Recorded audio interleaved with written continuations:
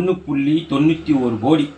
அதாவது உங்கள் கனவை சொல்லுங்கள் என்ற பெயரில் கருத்து கேட்கப்படுகிறது. பொதுமக்களின் தேவைகளை அறிய புதிய திட்டம் முதலமைச்சர் மு க ஸ்டாலின் தொடங்கி வைத்தார். ஐயா, அவங்க காண்ற கனவு ஒரே ஒரு கனவு தான்.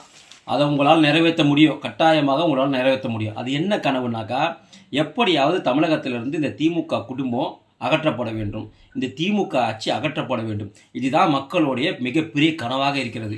அதை உங்களால் செய்ய முடியும். தயவு செஞ்சு அதை செய்யுங்க. ஏன்னா நீங்கள் ஆட்சி பொறுப்பேற்றதிலிருந்தே மக்கள் கனவு காணுவதை நிறுத்தி விட்டாங்க. ஏன்னு கேட்டீங்கன்னாக்கா, ஆசிரியர்கள் அவங்களுடைய கனவு பாழா போச்சு, துப்புரவு பணியாளர்கள் அவங்களுடைய கனவு பாழா போச்சு, அரசாங்க ஊழியர்கள் அவங்களுடைய கனவு பாழா போச்சு, அதே போல் மாணவர்களுடைய கனவும் இன்றைக்கி பாழா போயிடுச்சு.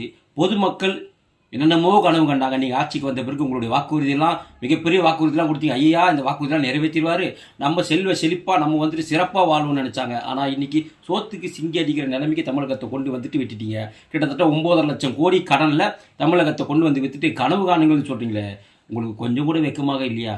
கொஞ்சம் கூட சிந்திக்க மாட்டீங்களா? மனசாட்சியே இல்லாமல் கனவு காணுங்கள்னு சொல்லிட்டு 2026 எலெக்ஷனுக்கு திரும்ப தேர்தல் வாக்குறுதி கொடுக்க போயிட்டீங்களே, மக்கள் இதெல்லாம் நம்புவாங்களா? முட்டாள்களா மக்கள்? அதனால் ஒரே ஒரு விஷயம் மட்டும் பண்ணுங்கள். தயவு செய்து மக்கள் இப்போது காணக்கூடிய கனவு உங்கள் ஆட்சி அகற்றப்பட வேண்டும். அதுக்கு என்ன செய்யணுமோ அதை செய்யுங்க ஐயா. வணக்கம் ஐயா. நன்றி ஐயா.